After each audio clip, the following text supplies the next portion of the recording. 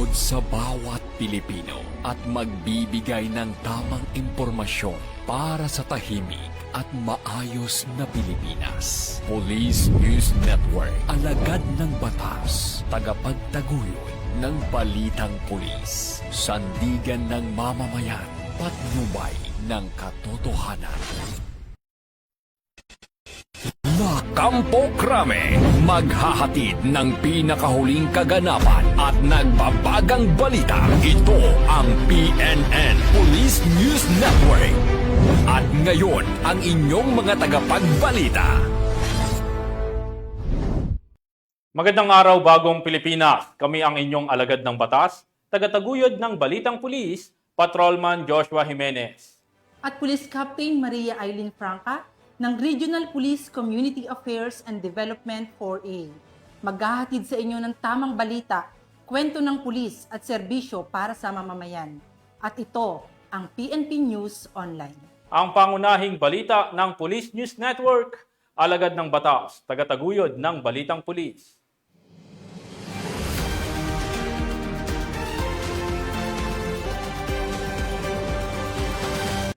Narito ang mga balitang dapat niyong abangan.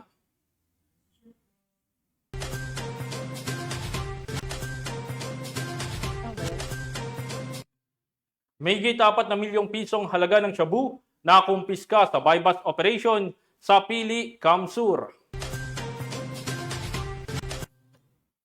Cotabato PNP, mahigpit na tinututukan ang investigasyon sa hising incident sa Kidapawan City. At 23 miyembro ng violent extremist nagbalik loob sa pamahalaan sa Maguindanao del Sur.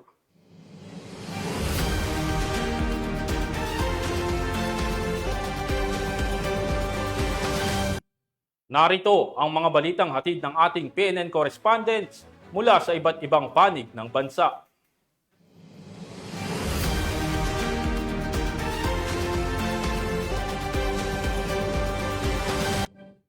Simulan natin ang balita mula sa bahagi ng Luzon.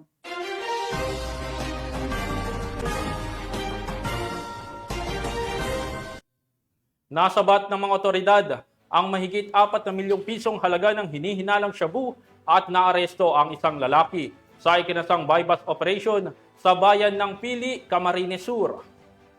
Patuloy namang pinapaigting ng pambansang pulisya ang kampanya kontra ilegal na droga, kasabay ng panawagan sa publiko na makiisa sa pamamagitan ng pagbibigay ng tamang impormasyon upang tuluyang masugpo ang mga sindikato at mapanatili ang kapayapaan sa mga komunidad. Nakatutok dyan si Police Staff Sergeant Irene Hani Abad. Matagumpay na naaresto ng Police Regional Office 5 ang isang lalaki sa isinagawang buy-bust operation sa Pili, Camarines Sur nito lamang ikalawang araw ng Agosto taong kasalukuyan. Ang operasyon ay isinagawa ng pinagsamang mga operatiba mula sa Regional Police Drug Enforcement Unit 5, katuwang ang Pili Municipal Police Drug Enforcement Unit, Camarines Sur Provincial Intelligence Unit, at sa pakikipag-ugnayan sa Philippine Drug Enforcement Agency Regional Office 5. Ang suspect na kilala bilang alias Musanip, 30 anyos, na residente ng Tondo, Maynila, ay naaresto matapos magbenta ng ilegal na droga sa isang undercover operative. Nakumpiska ng mga otoridad ang 12 heat-sealed transparent plastic sachet na naglalaman ng hinihinalang shabu na may timbang na umabot ng 600 gramo na nagkakahalagang 4,80,000 piso. Mahaharap ang suspect sa paglabag sa RA 9165 o ang Comprehensive Dangerous Drugs Act of 2002. Pinuri naman ni Pro5 Director na si Police Brigadier General Nestor C. Babagay Jr. ang kahusayan at dedikasyon ng mga operatiba sa walang humpay na pagsisikap na sugpuin ang iligal na droga sa naturang rehiyon. Mula dito sa Kabikolan, ako ang inyong PNN correspondent, Staff Sergeant Irene Hani Abad, alagad ng batas, tagataguyod ng Balitang Pulis. Maraming salamat, Police Staff Sergeant Abad. Arestado ang isang lalaki matapos isagawa ng mga operatiba ng Bawang Municipal Police Station ang matagumpay na drug buy-bust operation sa Barangay Disoor, Bawang La Union. Ang report mula kay Patrolman Dennis Carinal. Itong isang high-value drug personality sa ginasang drug buy-bust operation ng mga otoridad dakong alas 2 ng tanghali nito lamang August 24, 2025 sa Barangay Daysuor, Bawang La Union. Kinilala ni Police Major James John M. Taguba, hepe ng Bawang Municipal Police Station, ang suspect na si Elias Romy, residente ng Barangay Daysuor, Bawang La Union, na tinuturing na high value individual sa talaan ng mga otoridad. Sa isinagawang operasyon, nasamsam mula suspect ang 11 heat cell transparent plastic sachet na naglalaman ng inihinalang shabu na may kabuuang bigat na tinatayang 5 na gramo. Ayon sa mga otoridad, ang halaga ng naturang illegal na droga ay humigit kumulang 34,000 pesos. Bukod dito, na-recover rin sa operasyon ang mga iba pang ebidensya, 1 piece improvised glass tutor, 1 piece lighter, 2 pieces 1,000 bottle money, 2 pieces cellphone, 1 black leather pouch, 2 pieces open transparent plastic sachet. Ang lahat na nakumpiskang ebidensya ay sinalalim sa tamang dokumentasyon at inventaryo. Samantala, ang suspect ay kasalukuyan nasa kustodiya ng Bawang PNP at maharap sa kasong paglabag sa Republic Act 9165 o ang Comprehensive Dangerous Drugs Act 2002. Mula dito sa Bicajilo, Ilocos Region, ako po ang inyong Police News Network Correspondent, Patrolman Dennis Carinal, alagad ng batas, tagataguyod ng Balitang Pulis. Maraming salamat, Patrolman Carinal. Sa presinto ang bagsak ng isang most wanted person matapos maaresto ng kapulisan ng Peña Blanca dahil sa kasong attempted murder. Yan ang tinutukan ni Corporal Roldan Guiap. Na naaresto ng kapulisan ang isang most wanted person mula Peña Blanca, Cagayan sa ikinasang operasyon Ribay, katuwang ang iba't ibang unit ng kapulisan sa Cagayan at Bulacan. Ayon kay Police Major Maribay, ang pagkakaaresto ay patunay ng mas pinigting na kampanya ng pulisya laban sa kriminalidad at panawagan niya sa publiko na patuloy na makiisa para sa kapayapaan at kaayusan ng komunidad. Mula dito sa lalawigan ng Cagayan, ako ang inyong Police News Network Correspondent, Police Corporal Guiab, alagad ng batas, tagataguyod ng Balitang Pulis. Maraming salamat, Police Corporal Guiab. Umabot sa mahigit 600,000 pisong halaga ng hinihinalang shabu ang nakumpiska ng mga tauhan ng Dinalupihan Municipal Police Station matapos ang matagumpay na bypass operation na nagresulta sa pagkakaaresto ng 4 na individual sa Barangay Dinalupihan, Bataan. Magbabalita dyan si Patrolwoman Janice Bulahaw. Tinatayang 612,000 halaga ng hinihinalang shabu ang nasamsam mula sa 4 na individual sa ikinasang bypass operation ng Dinalupihan Municipal Police Station's Drug Enforcement Unit sa Barangay Roosevelt, Dinalupihan, Bataan. Pinangunahan ni Police Lieutenant Colonel Marcelino M. Telosa, hepe ng pulisya ng Dinalupihan MPS, ang operasyon kung saan 2 suspect ang nahuli matapos magbenta ng isang sachet ng shabu sa isang pulis na nagpanggap na posture buyer kapalit ng markadong 500 peso bill. Kasabay din na aresto ang 2 pang individual na aktong gumagamit ng pinagbabawal na gamot. Na-recover mula sa mga suspect ang markadong pera, 5 medium-sized sachets at 3 small sachets ng hinihinalang shabu, pati na rin ang ilang drug paraphernalia. Aabot sa 90 gramo ang kabuuang bigat ng nakumpiskang droga na tinatayang nagkakahalaga ng 612,000 batay sa standard drug price. Nakumpiskang ebidensya ay maayos na idinokumento at kasong paglabag sa Republic Act 9165 o Comprehensive Dangerous Drugs Act of 2002 ang isasampa laban sa mga suspect. Ayon kay Police Colonel Marites A. Salvadora, Provincial Director ng Bataan PPO, patuloy na paiigtingin ang kampanya kontra droga para sa mabilis, matatag at epektibong serbisyo publiko. Mula dito sa gitnang Luzon, ako ang inyong PNN Correspondent, Patrolwoman Janice Bulahaw, alagad ng batas, tagataguyod ng Balitang Pulis. Maraming salamat, Patrolwoman Bulahaw. Matagumpay na naaresto ng mga tauhan na Nagcarlan Municipal Police Station ang rank number 2 most wanted person sa lalawigan ng Laguna na nahaharap sa kasong homicide. Nakatutok dyan si Patrolwoman Jevi Marie Famoso. Ay na naaresto ng mga operatiba ng Nagcarlan Municipal Police Station ang ikalawa sa listahan ng most wanted person sa isinagawang operasyon nitong Lunes, August 25, 2025 sa Barangay Bangka-Bangka, Nagcarlan, Laguna. Kinilala ni Police Colonel John R. Yupio, Acting Provincial Director ng Laguna Police Provincial Office, ang suspect na si alias Ed, residente ng Liliw, Laguna. Ayon sa ulat ni Police Major Ronnie R. Ariola, Acting Chief of Police ng Nagcarlan MPS, natunto ng mga otoridad ang pinagtataguan ng akusado matapos ang serye ng beripikadong impormasyon mula sa kanilang impormante. Batay sa warrant of arrest na inilabas ng 4th Judicial Region Branch 32 San Pablo City, naharap si alias Ed sa kasong homicide na may nakalaang piyansa na 120,000 pesos. Kasalukuyan siyang nasa kustodiya ng Nagcarlan MPS habang inaalam pa ang iba pang kaso na maaring kahaharapin nito. Agad ding ipinagbigay alam ng kapulisan sa korte ang pagkakaaresto ng akusado upang maisakatuparan ang kaukulang proseso. Ang matagumpay na operasyon ay patunay ng mas pinaigting na kampanya ng Laguna Police laban sa kriminalidad at sa patuloy na pagtugis sa mga wanted persons upang masiguro ang kapayapaan at seguridad ng probinsya. Mula dito sa Calabarzon, ako ang inyong Police News Network Correspondent, Patrolwoman Jevie Marie Famoso, alagad ng batas, tagataguyod ng balitang pulis. Maraming salamat, Patrolwoman Famoso. Bilang bahagi ng programang Revitalize Police sa Barangay, matagumpay na nagsagawa ng Community Outreach Program ang First Apayao Provincial Mobile Force Company sa isang barangay sa lalawigan ng Apayao. Nakibalita dyan si Patrolwoman Myra Biran.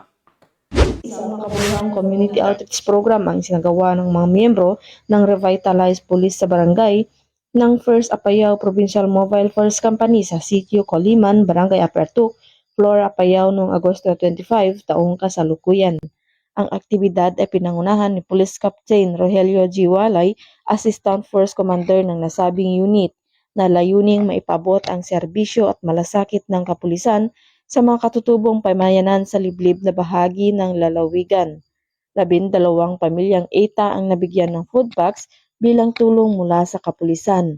Ang pamamahaging ito ay bahagi ng layunin ng Philippine National Police na maipadama ang presensya ng gobyerno sa mga komunidad na madalang maabot ng mga serbisyong pampubliko.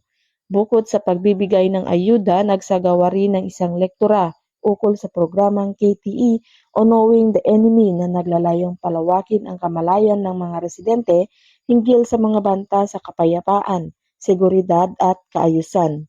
Ang ganitong mga aktibidad ay bahagi ng kanilang patuloy na pagsusumikap na abutin at bigyang pansin ang mga malalayong komunidad, hindi lamang para sa pansamantalang tulong, kundi upang patatagin ang tiwala ng publiko sa mga kapulisan.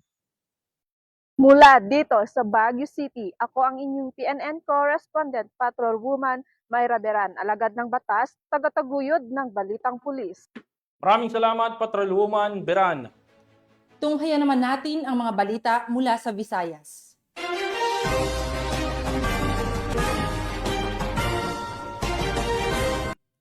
Hindi na nakapalagpa ang isang individual matapos makumpiskahan ng mahigit 800,000 pisong halaga ng shabu sa isinagawang buy-bust operation ng PNP sa Oton, Iloilo.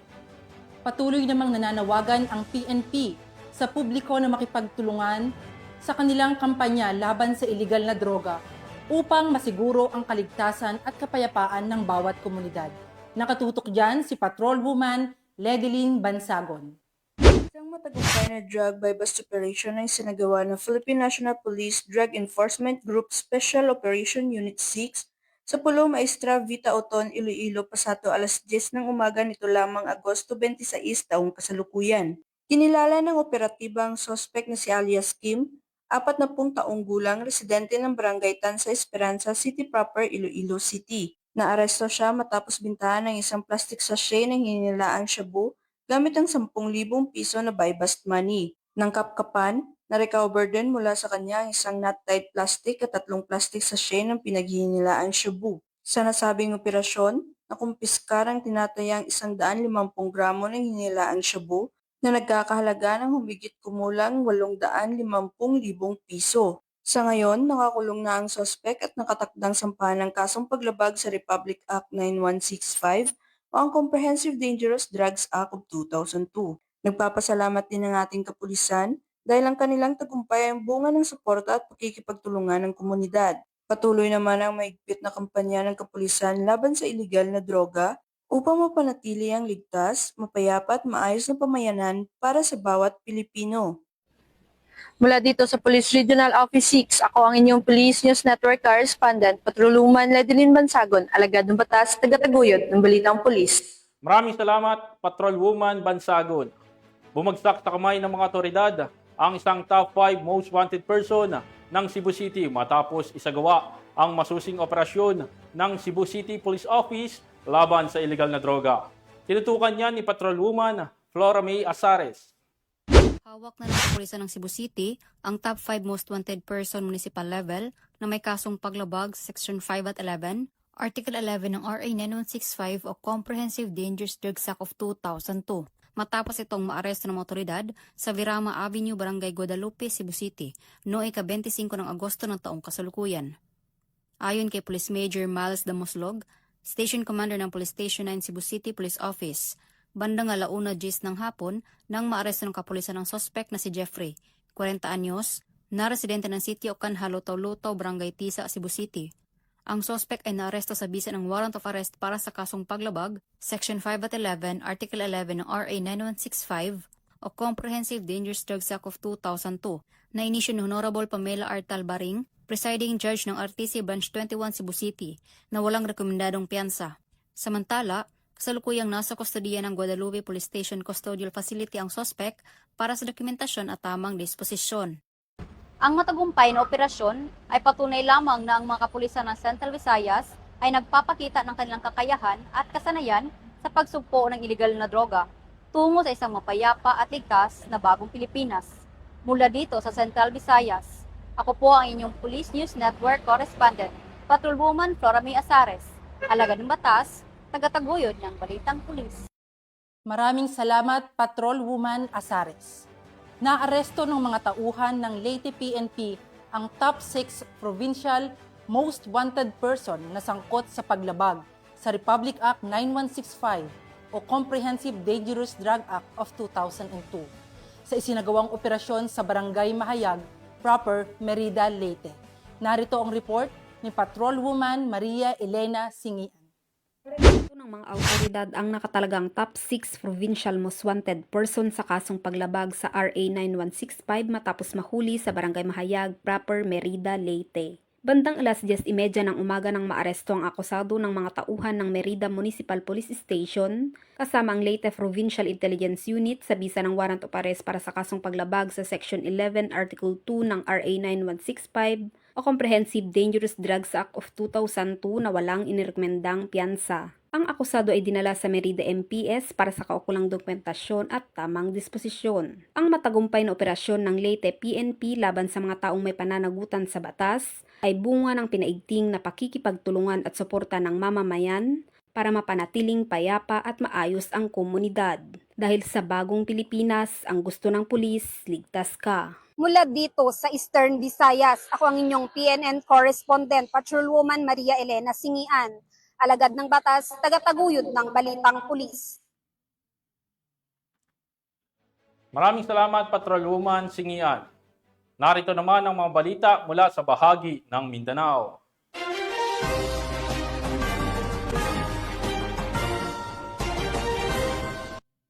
Mahigpit na tinutukan ng Kidapawan City Police Station ang kaso ng hazing na kinasasangkutan ng mga criminology interns. Batay sa investigasyon, posibleng haharap sa kasong kriminal ang mga sangkot habang sinisiguro ng kapulisan na hindi na muling mangyayari ang ganitong insidente. Patrolwoman Resalie Umalay sa balita. Nananatiling tutok ang Cotabato Police Provincial Office at Kidapawan City Police Station sa investigasyon kaugnay ng umano'y hazing na naganap sa Kalaisan National High School, Barangay Kalaisan, Kidapawan City, Cotabato, noong Agosto 23, taong kasalukuyan, kung saan ilang criminology interns ng Central Mindanao College ang nagtamo ng paso at sugat matapos buhusan ng mga kemikal. Batay sa ulat, nagsagawa agad ng case conference noong ika-24 ng Agosto taong kasalukuyan na pinangunahan ni Police Colonel Gilberto B. Tuzon, Provincial Director, kasama si Police Lieutenant Colonel Dominador L. Talgan Jr., OIC ng Kidapawan City Police Station. Layunin nito ang pagtulong ng mga biktima sa paghahanda at pagsasampa ng kaso laban sa mga sangkot. Ayon kay Police Lieutenant Colonel Palgan, prior to the reception rights, pumunta dun ang dean nila sir, and then check ng ng area, and then chinek din kung ano yung mga gamit na gagamitin nila for reception. Pero hindi niya napansin sir na after na pag-check niya, pag-alis niya sir, nilabas yung mga paraphernalias like yung mga spray. Parang hinalo siya sir, no? Suka, sili, tas hinalo yung battery solution, parang ganun yung mixture nung element na inispray sa likod sir. Pero kung tingnan mo yung sa picture sir, yung parang napasok ka nga ng tambutso ng motor sir, or ganun yung itsura sir, na may mga blisters na malalaki ang likod. Dahil po yan sa yung inispray na chemical sir sa likod nila. samantala, kinumpirma naman ng Dr. Rolando de Maulo Poblador, din ng Criminology Department ng CMC, na nagkaroon ng hindi pagkakaunawaan sa pagitan ng ilang seniors at juniors. Dagdag pa niya, personal niyang kinundi na ang ginawa at tinitiyak na hindi na mauulit ang insidente. Tinitiyak naman ni Police Colonel Gilberto B. Cruzon, Provincial Director ng Cotabato Police Provincial Office, na mananatiling masusi ang investigasyon ng PNP at hindi ito kinukonsinti ang anumang uri ng hazing at nakahanda silang magbigay ng proteksyon at assistance sa lahat ng mga biktima. Mula dito sa General Santos City, ako ang inyong PNN correspondent, Patrolwoman Resalie Umalay, alagad ng batas, tagataguyod ng Balitang Pulis. Maraming salamat, Patrolwoman Umalay. 23 miyembro ng isang kilalang violent extremist group ang nagbalik loob sa pamahalaan sa isinagawang seremonya ng pagbabalik loob sa lalawigan ng Maguindanao del Sur. Alamin ang detalye mula kay Patrolwoman Angela Bandarlipe. Nagbalik loob sa pamahalaan ng 23 aktibong miyembro ng violent extremist sa barangay Buayan Datopiang, Maguindanao del Sur nito na may 26 ng Agosto taong kasalukuyan. Kasabay ng kanilang pagbabalik loob ay ang pagsuko ng kanilang matataas na kalibre ng armas, kabilang 2 M79, 3 Garand, 2 M14 rifle, 2 RPG, 4 na caliber 30, 1 KG9, 1 M653, 1 carbine, 3 60mm mortar, 1 81mm mortar at 1 Garand na na-convert sa M14 rifle. Tumanggap ang mga sumuko ng cash assistance, 2 traktor, 42 na sakong bigas, 2 agricultural sprayer mula sa alkalde ng bayan ng Mama sa Panong, Maguindanao del Sur.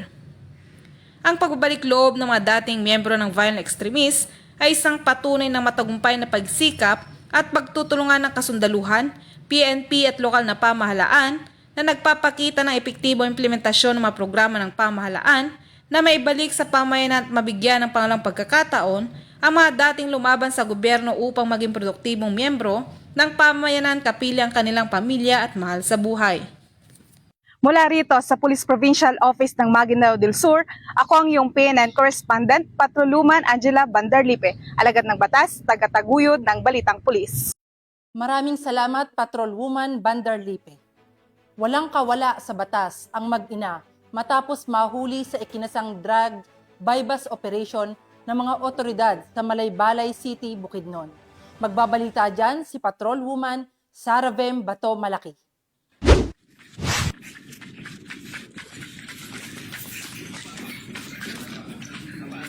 Arestado ang mag-ina sa pagbebenta ng illegal na droga sa ikinasang joint bypass operation ng mga operatiba ng Malaybalay City Police Station sa Barangay Labo, Malaybalay City, Bukidnon. Kinilala ni Police Lieutenant Colonel Jopit Paglinawan, OIC ng Malaybalay CPS, ang mga sospek na si alias Lani, babae, 53 taong gulang, labandera, at alias Lolong, lalaki, 35 taong gulang, walang asawa at mga residente ng nasabing lugar.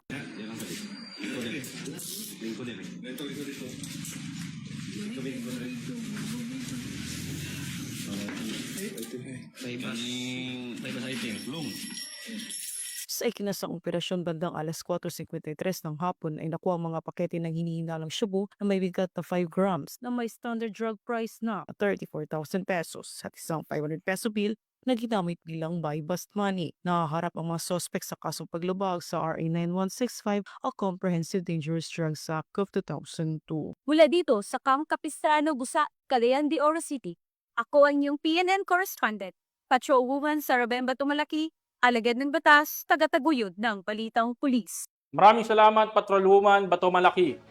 Sa tuloy-tuloy na operasyon ng pulisya kontra ilegal na droga, nasamsam ang mahigit 200,000 pisong halaga ng hinihinalang shabu sa isinagawang buy-bust operation sa Davao City.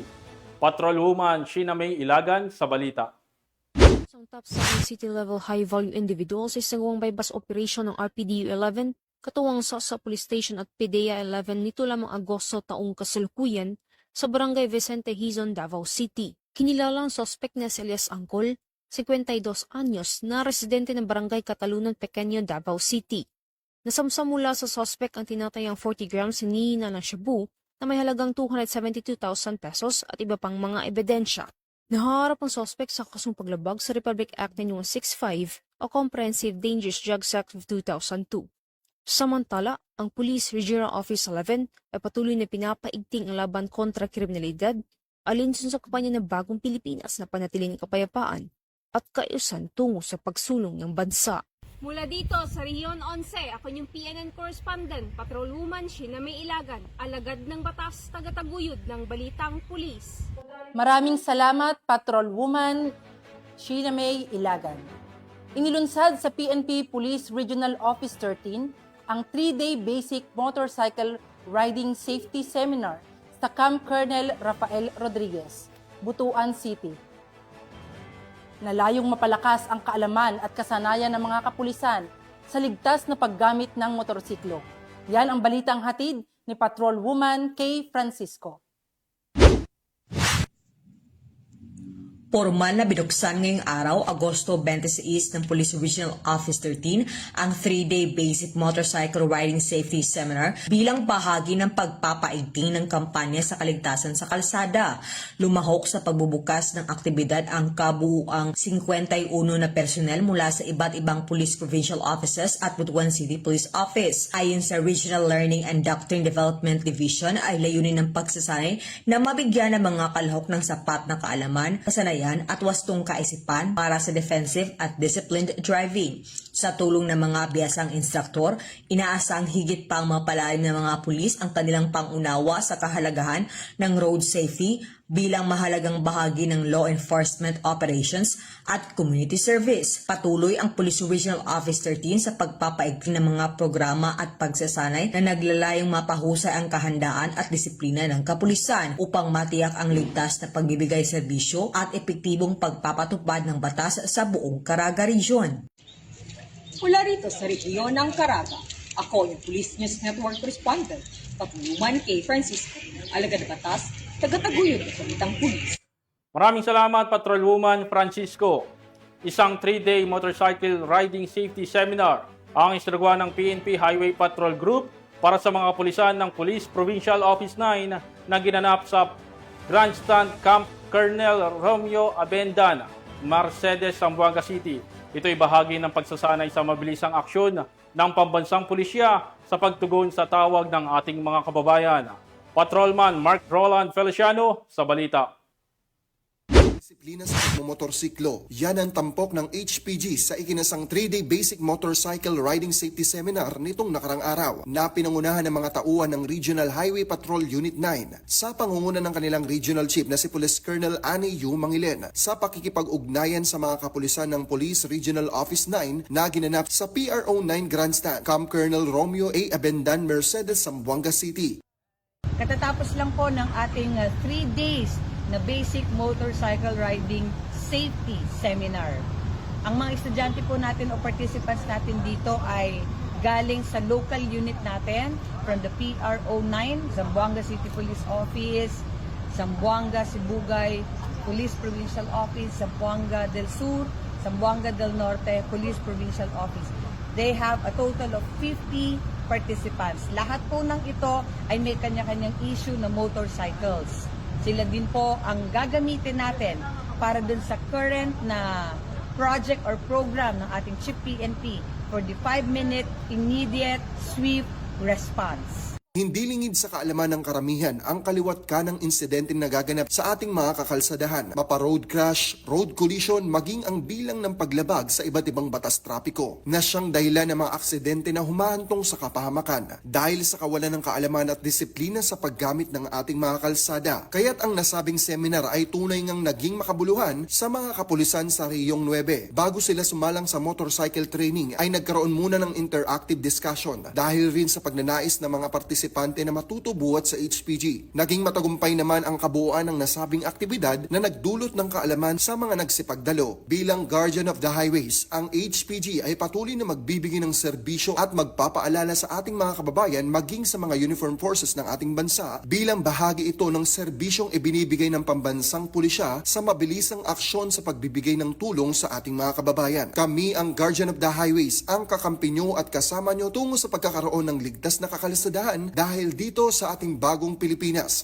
ang gusto ng pulis, ligtas ka. At sa iba pang balitang serbisyong HPG, tumutok lamang sa aming YouTube channel at Facebook page na Police News Network. Mula sa tanggapan ng kakampi nyo sa kalsada, ako po si Patrolman Mark Roland Feliciano para sa Police News Network, alagad ng batas, tagataguyod ng balitang pulis. Maraming salamat, Patrolman Feliciano. At yan ang mga balitang nakalap ng ating PNN correspondents mula Luzon, Visayas at Mindanao. Yan po sa ngalan ng pamunuan ng Philippine National Police sa pangunguna ni Acting Chief PNP, Police Lieutenant General Jose Melencio Nartates Jr. at sa pamumuno ni President Ferdinand Bongbong Marcos Jr. Kami ay maglilingkod sa bawat Pilipino at magbibigay ng tama at balanseng balita. Mula rito sa tanggapan ng tagapag-ugnay ng Pambansang Pulisya, kami ang inyong alagad ng batas, tagataguyod ng Balitang Pulis, Patrolman Joshua Jimenez. At Police Captain Maria Eileen Franca ng Regional Police Community Affairs and Development Unit 4A. Maghahatid ng tamang balita, kwento ng pulis at serbisyo para sa mamamayan. At ito ang PNP News Online. Ang pangunahing balita ng Police News Network.